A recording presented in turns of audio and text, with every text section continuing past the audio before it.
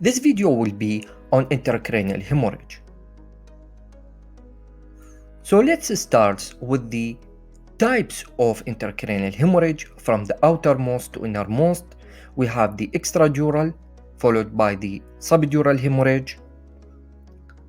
Subarachnoid hemorrhage comes third, followed by the intracerebral, and lastly the intraventricular hemorrhage.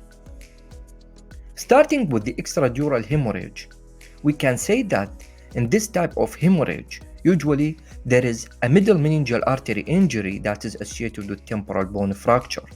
At this CT scan shows the fracture and a lens-shaped hematoma that is limited by the suture line. Traumatic head injury is the most common cause and patient presented with headache and altered mental state. Treatment is usually surgical. Second comes the subdural hemorrhage, which usually results from stretching and tearing of the bridging cortical veins as they cross the subarachnoid space. CT scan will show us a concave hematoma, and this type usually results from traumatic head injury that affect elderly people. Patient can be presented with headache and altered conscious level. Treatment is mainly surgical. The third type of hemorrhage, which is the subarachnoid hemorrhage, results from rupture of aneurysm or AV malformation. These aneurysms tend to occur at the site of a branching of major arteries. Middle cerebral artery comes first, followed by the internal carotid artery, anterior cerebral artery, and vertebral arteries are among the most common sites. CT scan will show hyperdense lesion between the sulci of the brain.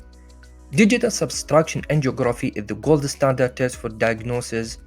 We can say that thunderclap headache is the classical presentation, and treatment is by placing a coil or clipping the neck of the aneurysm. Next, we have the intracerebral hemorrhage.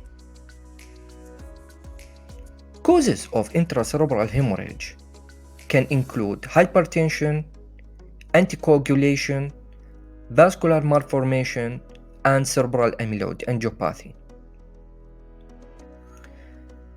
The important question is about the most common sites of hypertensive intracerebral hemorrhage. First, we have the putamen, followed by the thalamus.